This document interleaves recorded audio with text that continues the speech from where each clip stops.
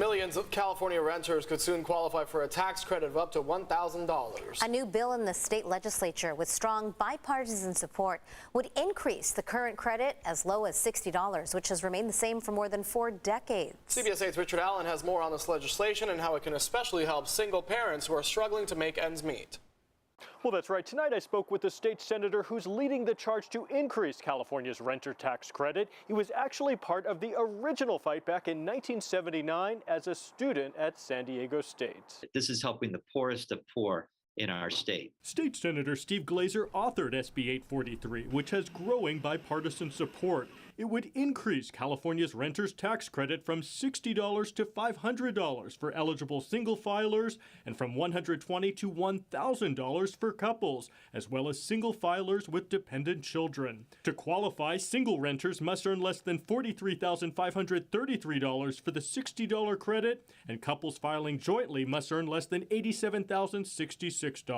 The rents have quadrupled, and yet what you were being compensated for in 1979 is the same as what's happening in 2022. Back in 1979, Glazer was SDSU's student body president, demonstrating as a student activist for that original tax credit. So I have a long memory, and I remember that fight and how important it was to students and to those in low income. Under the current law, this credit can only lower a taxpayer's debt, but this new legislation would be a true credit, putting money into a renter's pocket even if they don't owe taxes. Glazer says up to 2.4 million Californians could qualify.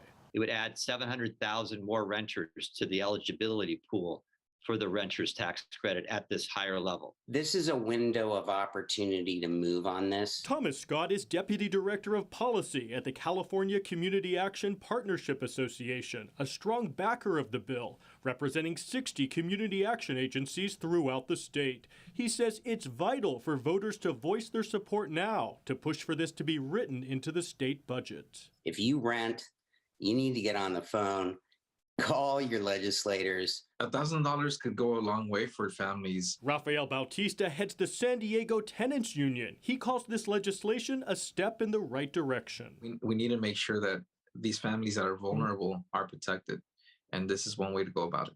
And under this new legislation, unlike the current tax credit, a single parent and their child or children would qualify as a couple on their tax forms and be eligible for the higher $1,000 credit.